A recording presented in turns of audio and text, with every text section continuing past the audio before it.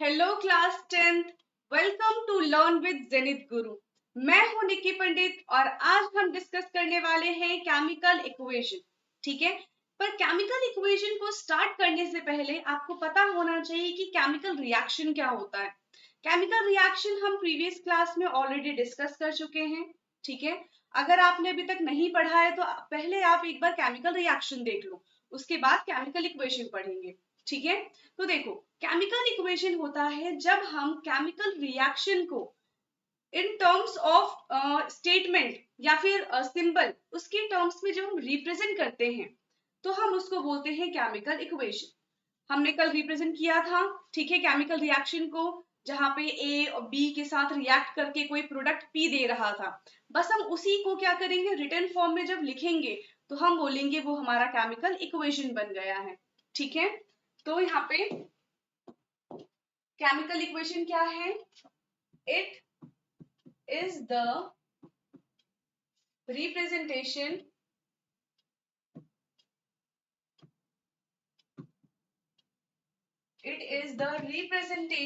Of chemical reaction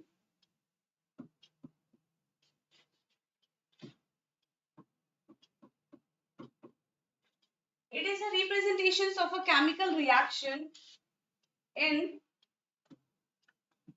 written form.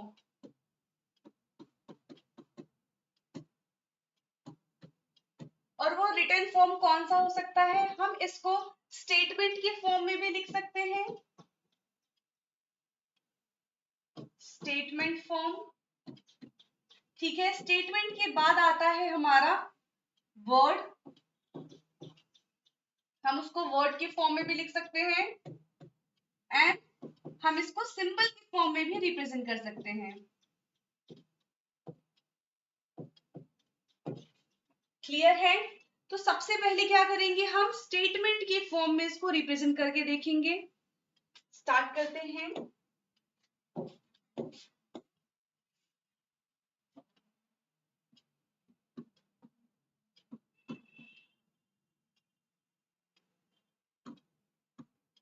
Statement, एक example लेते हैं हम। कल की क्लास में हमने एक एक्टिविटी किया था, एक्टिविटी 1.1 जो आपकी बुक में गिवन है, जहां पे मैग्नीशियम रिबन को बर्न करते हैं इन प्रेजेंस ऑफ ऑक्सीजन, तो हमें व्हाइट पाउडर मिलता है किसका? मैग्नीशियम ऑक्साइड का। तो हम उसको सबसे पहले स्टेटमेंट की फॉर्म में लिखेंगे। स्टेटमेंट की फॉर्म में इसको कैसे लिखेंगे? when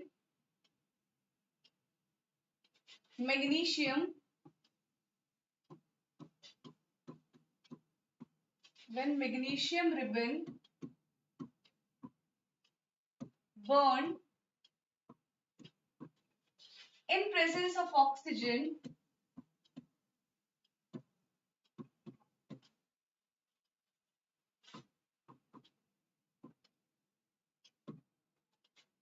it will converted into, किसमें कन्वर्ट हो जाता है? मैग्नीशियम ऑक्साइड में। मैग्नीशियम ऑक्साइड, ठीक है। तो जब मैंने उस रिएक्शंस को, वो जो हमने एक्टिविटी की थी उसको मैंने स्टेटमेंट के फॉर्म में लिखा है तो ये होगा। बट हर बार स्टेटमेंट के फॉर्म में लिखने से क्या होता है, बहुत ज्यादा टाइम कंज्यूमिंग है, हमें अपना टाइम सेव करना है। तो स्टेटमेंट के बाद आता है हमारा वर्ड की फॉर्म में, यानी कि हम क्या करेंगे, इतना सब कुछ ना लिख के, जो हमें जरूरत है हम डायरेक्टली सिर्फ वही लिखेंगे, बट जब हम रीड करते हैं तो वो इसी के इक्वल हो जाता है। ठीक है, तो सेकंड है हमारा वर्ड की फॉर्म में।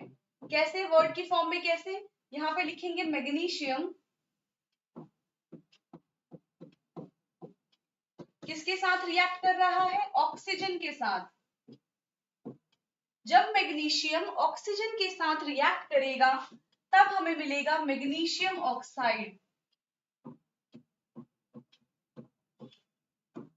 देखो, इसे लिखने में मुझे कम टाइम लगा as compare to statement form, ठीक है, लेकिन दोनों का मतलब एकदम सेम है।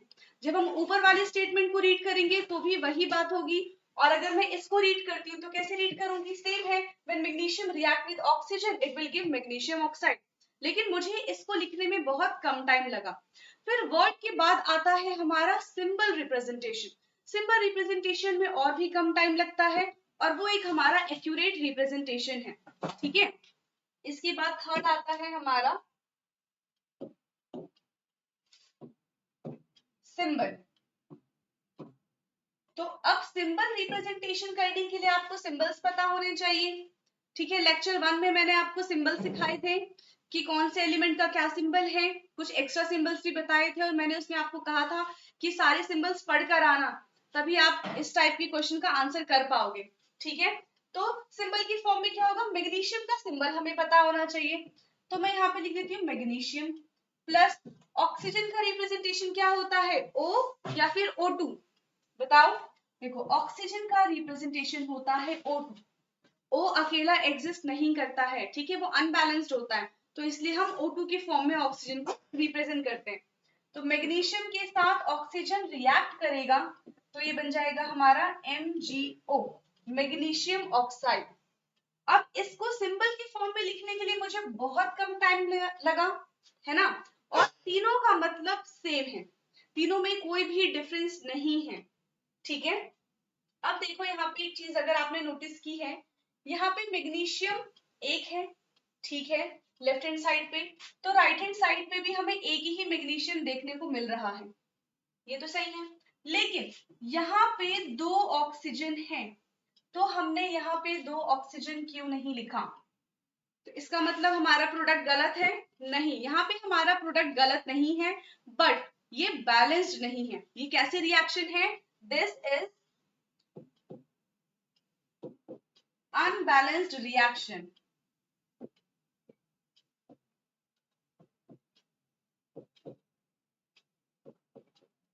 ये अनबैलेंस्ड रिएक्शन है और अनबैलेंस्ड रिएक्शन को हम स्केलेटल रिएक्शन भी बोलते हैं। कौन सी रिएक्शन बोलते हैं, स्केलेटल रिएक्शन, लिख देते हैं यहाँ पे, this is unbalanced reaction known as skeletal reaction।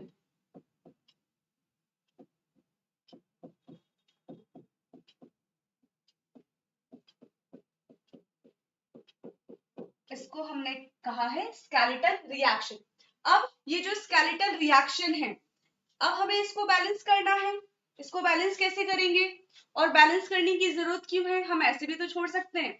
सबसे पहले बैलेंस करने से पहले हमें ये पता होना चाहिए कि हम बैलेंस कर क्यों रहे हैं, हमें बैलेंस करने की जरूरत क्यों पड़ रही है, why we need to balance chemical equation, ठीक है। सबसे पहले तो क्वेश्चन यही है,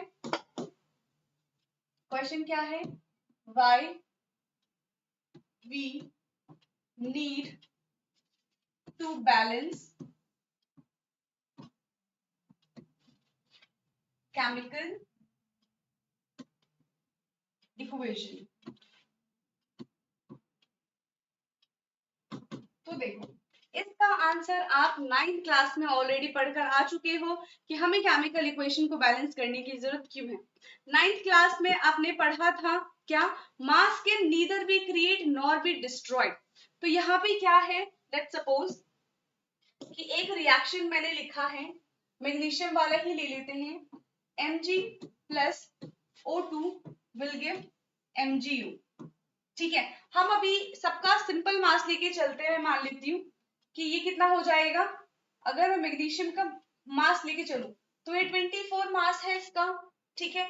ऑक्सीजन का 16 होता है, 2 ऑक्सीजन है तो 32, पर यहाँ पे अगर मैं कैलकुलेट करूंगी तो मैग्नीशियम का मास 24 प्लस 16, यहाँ पे लेफ्ट हैंड साइड पे जो हमारा टोटल मास है वो कितना है, 4 प्लस 2 6 एंड देन 5 56 U, और राइट हैंड साइड पे कितना मास है, 6 प्लस 4 10 2 3 40 U। अब देखो जो हम 9th क्लास में पढ़ के आए हैं, मास के neither be create nor be destroyed, यहाँ पे फॉलो नहीं कर रहा है।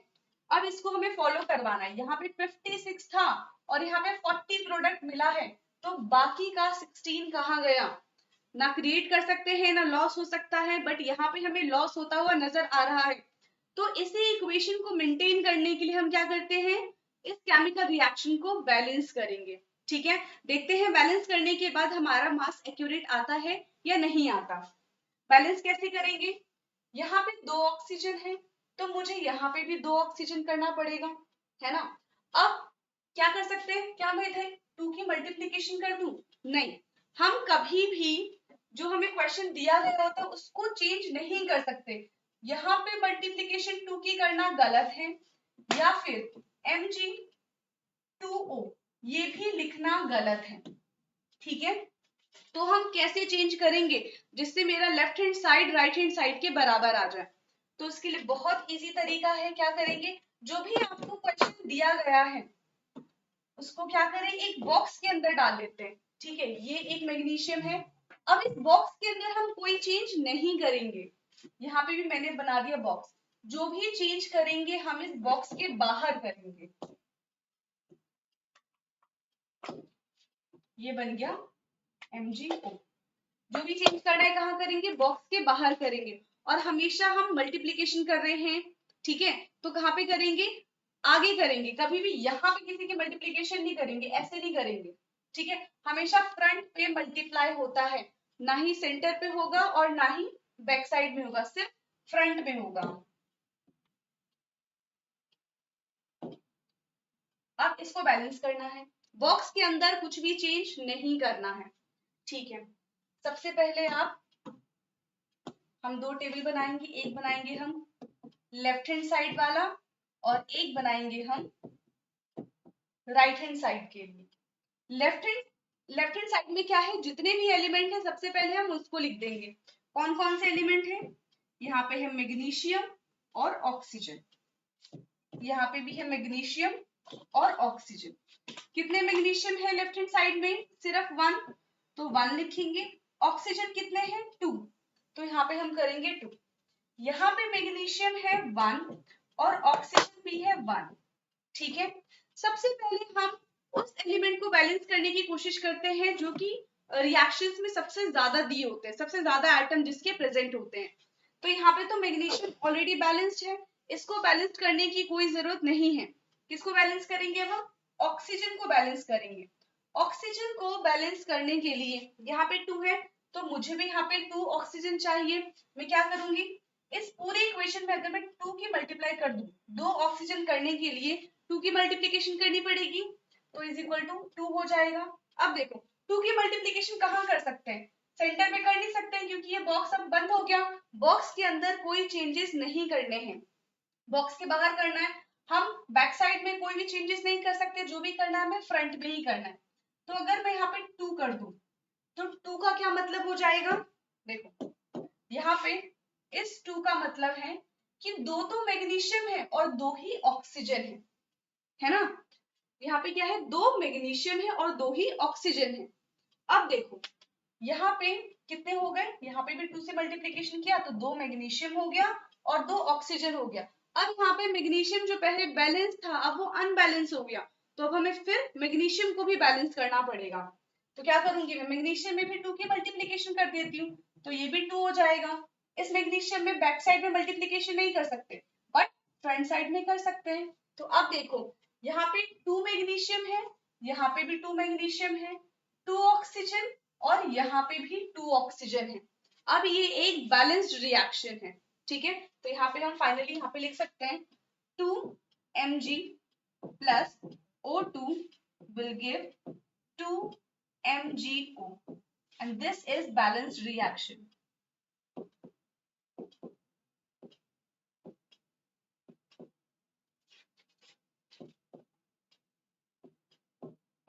ये हमारा बैलेंस्ड रिएक्शन है। ठीक है, एनसीईआरटी के क्वेश्चन कर लेते हैं हम। इसमें देखते हैं क्या केमिकल इक्वेशन रीड करते हैं। सबसे पहले केमिकल इक्वेशन क्या है, एक्टिविटी 1.1 लिया है हमने, कर लिया। When magnesium ribbon is burn in oxygen it gets converted to the magnesium oxide. ये कौन सी फॉर्म है, ये है स्टेटमेंट की form. This descriptions of a chemical reaction in a sentence form is quite long. It can be written in the shorter form. Shorter form कौन सा हो सकता था, word वर्ड की फॉर्म में लिख सकते हैं, और उससे भी शॉर्टर कौन सा है, हम सिंबल के फॉर्म में लिख सकते हैं। The simplest way to do this, write in the form of word equation. ये वर्ड की इक्वेशन में लिखा है, मैग्नीशियम प्लस ऑक्सीजन रिएक्टेंट है, ठीक है, जिससे केमिकल रिएक्शन होके और हमें जो नया प्रोडक्ट मिलता है वो हमारा प्रोडक्ट है, और प्रोडक्ट क्या है इसमें, magnesium oxide. The substance undergoes chemical change in the reaction. Magnesium and oxygen are the reactant. Left hand side में जो भी होता है आपस में रिएक्ट करके प्रोडक्ट बनाता है उसको हम रिएक्टेंट कहते हैं, और जो नया सब्सटेंस बनता है उसको हम क्या कहते हैं, प्रोडक्ट कहते हैं, ठीक है। फिर उसके बाद क्या है, the word equation shows change of reactant to product through an arrow place. इसमें जो एरो है इसको हम बोलते हैं गिव्स, ठीक है, इसको हम बोलते हैं gives. Place between them the reactants are written on the left hand side with a plus sign. इसमें क्या है, जो भी रिएक्टेंट है एक होंगे तो प्लस का साइन नहीं आएगा, दो या फिर दो से ज्यादा होगा तो हर रिएक्टेंट के बाद एक प्लस का साइन आएगा, ये वाला, ठीक है। और ऐसा ही सेम प्रोडक्ट साइड में भी होगा, अगर एक प्रोडक्ट बना है तो कोई साइन हम यूज नहीं करेंगे, बट अगर एक से ज्यादा प्रोडक्ट हमको मिल रहा है तो बीच में, हर एक प्रोडक्ट के बीच में हम प्लस का साइन लगाते हैं। Similarly products are written on the right hand side with the plus sign between them. The arrowhead point towards a product shows the directions of the reaction. ये क्या शो कर रहा है, डायरेक्शन शो कर रहा है कि रिएक्टेंट से हमारा प्रोडक्ट बन रहा है ना फॉरवर्ड डायरेक्शन, ठीक है। राइटिंग अ केमिकल इक्वेशन, ये भी हमने कर लिया है। Is there any other shorter way to represent chemical equation, है, सिंबल की फॉर्म है।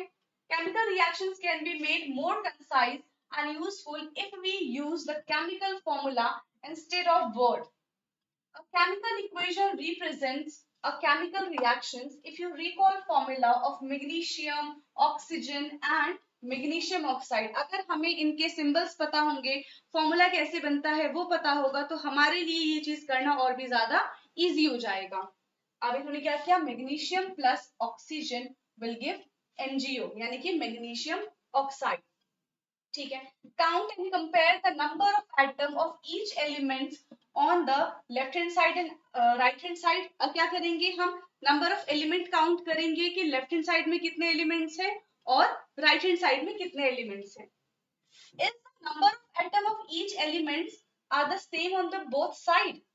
अगर है, if yes, then this equation is balanced equation. अगर लेफ्ट हैंड साइड में जितने एलिमेंट हैं उतने ही एलिमेंट राइट हैंड साइड में भी हैं, तो उस रिएक्शंस को हम बोलेंगे कि वो एक बैलेंस्ड रिएक्शन है। If not then the equation is unbalanced, ठीक है, अगर नहीं है तो उसको हम बोलेंगे वो अनबैलेंस्ड रिएक्शन है, because the mass is not the same on the both side of the equation. Such a chemical equation is a skeletal chemical equation, और जो अनबैलेंस्ड रिएक्शन होता है उनको यहाँ पे क्या नाम दिए गए, स्केलेटल रिएक्शन, ठीक है। Equation 1.2 is a skeletal chemical equations for the burning of magnesium. Burning of magnesium वाला हम ऑलरेडी कर चुके हैं और हमने देखा था कि वो एक skeletal reaction है, और उसको हम balanced reaction में कैसे convert करेंगे हमने वो भी देख लिया है। Balanced chemical equation, ठीक है। अच्छा, अब हम इसको बैलेंस करके देखते हैं पहले।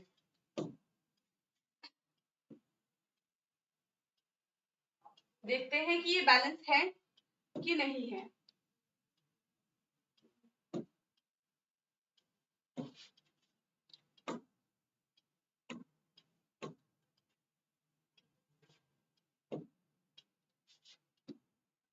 सबसे पहले तो इसको हम क्या करेंगे, सिंबल की फॉर्म में रिप्रेजेंट करेंगे।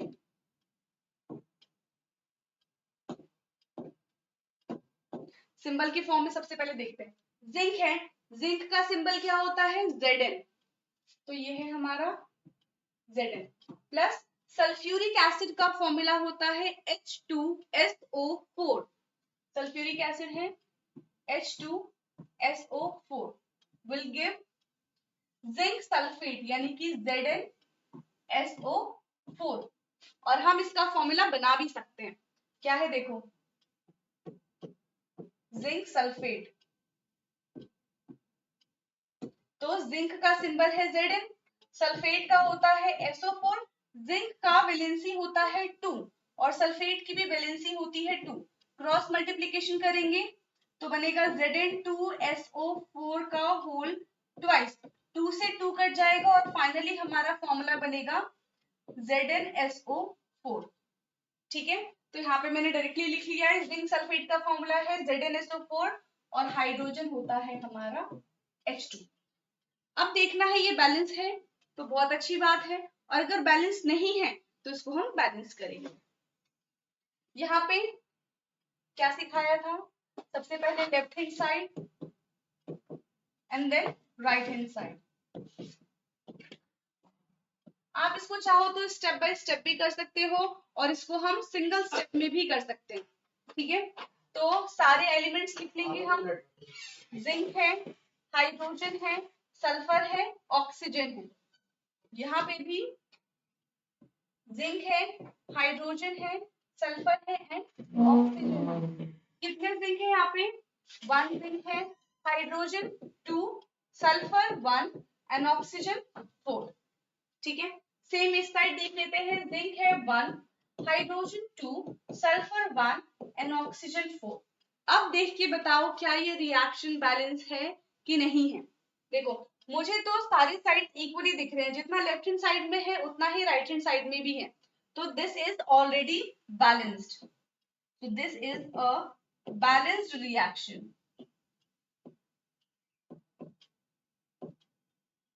तो ऐसे भी क्वेश्चन आ सकते हैं जो ऑलरेडी बैलेंस्ड हो, बस आपको क्या करना है, इन्होंने किसकी फॉर्म में दिया हुआ है, वर्ड की फॉर्म में दिया हुआ है, हमें उसको सिंबॉलिक टर्म्स में लेकर आना है और फिर बताना है कि बैलेंस है कि नहीं है। क्लियर है। इसके बाद है, ये हमने कर लिया, ये हो गया हमारा। देखो ऐसा ही हमने किया है, दूसरा ले लेते हैं। ओके, इसको करके देखते हैं।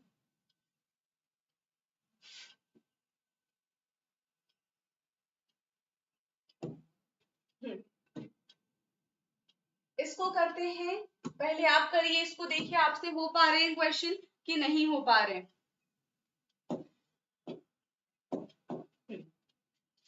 सबसे पहले लेफ्ट हैंड साइड में देखेंगे कौन कौन से एलिमेंट है and then right hand side. यहाँ पे है Fe stands for iron, hydrogen and oxygen, iron 1, hydrogen 2, oxygen 1। ठीक है, यहाँ पे आयरन कितना है, Fe3 है, तो यहाँ पे आयरन 3 है, ऑक्सीजन 4 है एंड हाइड्रोजन 2 है। देखो हाइड्रोजन यहाँ पे सिर्फ बैलेंस है, हाइड्रोजन को छोड़ के यहाँ पे कुछ भी बैलेंस नहीं है।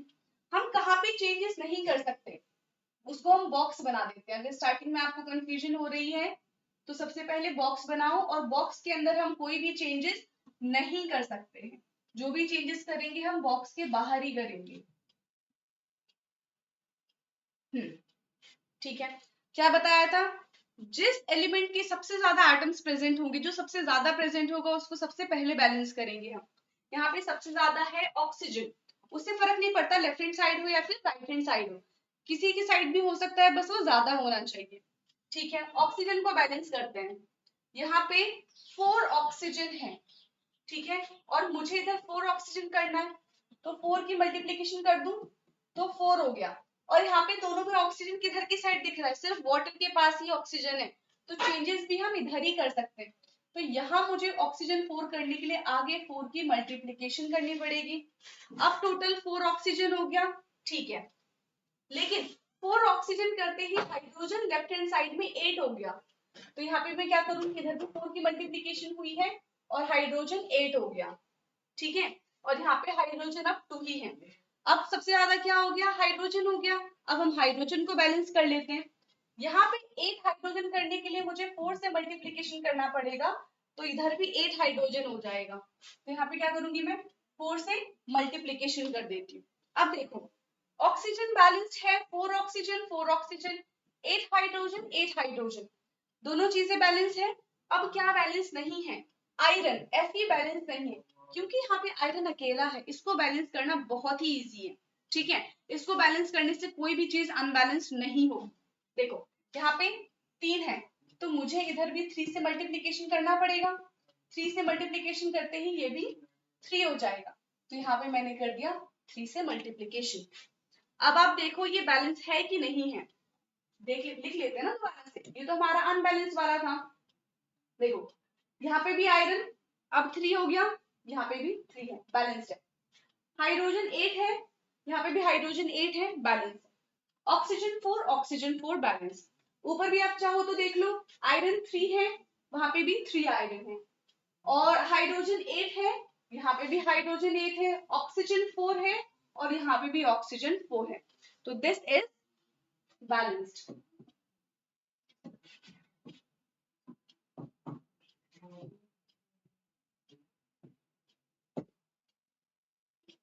ये हमारा एक बैलेंस्ड रिएक्शन हो चुका है। ठीक है, और देख लेते हैं और क्वेश्चन है हमारी बुक में कि नहीं है। देखो इन्होंने क्या किया है, आपको स्टेटमेंट की फॉर्म में दिया हुआ है। 1 मार्क, एक क्वेश्चन 1 मार्कर का होगा। ठीक है, और इसको हम हिट एंड ट्रायल मेथड भी कहते हैं, क्योंकि स्टार्टिंग से ही हमें आंसर नहीं पता होता। हम ऐसा करते हैं कि देख लेते हैं 2 से मल्टीप्लीकेशन करने पे इक्वेशन बन रही है कि नहीं बन रही है बैलेंस। 3 से मल्टीप्लीकेशन कर लेते हैं, कभी 4 से मल्टीप्लीकेशन कर लेते हैं। तो यहाँ पे कुछ भी चीजें फिक्स नहीं होती है, तो इसको हम बोलते हैं हिट एंड ट्रायल मेथड। ठीक है, इसमें इन्होंने स्टेप बाय स्टेप सबको बैलेंस किया है। आप एक बार इसको रीड कर लेना ताकि आपको और ज्यादा अच्छे से क्लियर हो जाए। हम क्वेश्चन देखते हैं। देखो ये है इनका फाइनल बैलेंस्ड आंसर, यही हमने भी किया था। ये है फाइनल बैलेंस्ड। हमारे पास भी 3Fe था, 4H2O था, and Fe3O4 and 4H2O। Clear है। इसके बाद यहाँ पे देखो क्या किया गया है, बैलेंस्ड इक्वेशन तो बन गई है। बैलेंस्ड इक्वेशन के साथ इन्होंने क्या किया, उसको और अच्छे से रिप्रेजेंटेशन करने के लिए उसका फिजिकल स्टेट भी मेंशन किया है कि वो किस स्टेट में एक इक्वेशन में प्रेजेंट है। ठीक है, तो आपको पता होना चाहिए कि अगर S लिखा है, S होता है सॉलिड। यहाँ पे G लिखा है, G फॉर गैस। फिर से यहाँ पे सॉलिड है और यहाँ पे गैस है। ऐसे ही और टर्म्स डिस्कस करेंगे जहां पे आपको एक्वस के बारे में पता चलेगा, AQ क्या होता है। अगर मैंने ऊपर का रिप्रेजेंटेशन ऐसे किया है, इसका क्या मतलब है, अगर एरो नीचे जा रहा है इसका क्या मतलब है। तो ये कुछ जनरल टर्म्स हैं जिसको मैं नेक्स्ट क्लास में डिस्कस करूंगी। ठीक है, और अगर आप लोगों को इस पे और भी क्वेश्चन चाहिए, जैसे कि अभी हमने सिर्फ 2-3 क्वेश्चन ही किए, अभी हम और भी बैलेंस्ड इक्वेशन वाले क्वेश्चन करेंगे, और नेक्स्ट क्लास में हम इस क्वेश्चन को भी डिस्कस कर लेंगे। ठीक है, इंडेक्स क्वेश्चन को डिस्कस कर लेंगे, फिर हमारा यहाँ तक पूरा कंप्लीट हो जाएगा, फिर नया टॉपिक स्टार्ट होगा। ओके, कुछ और बैलेंस रिएक्शन करेंगे नेक्स्ट क्लास में। ठीक है, बाकी आज की क्लास में जितना भी पढ़ाया है एक बार बुक से जरूर रीड करना, और ये क्वेश्चंस प्रैक्टिस करना, क्योंकि इस टाइप के क्वेश्चन पेपर में आएंगे, ये फिक्स है। ठीक है, बैलेंस करने के लिए तो आता ही है, और आपकी बुक में भी बहुत सारे बैलेंसिंग के क्वेश्चन दिए हुए हैं, इंडेक्स क्वेश्चन में भी हैं और एक्सरसाइज क्वेश्चन में भी है, तो एक बार उनको जरूर प्रैक्टिस कर लेना। ठीक है, ओके, बाय।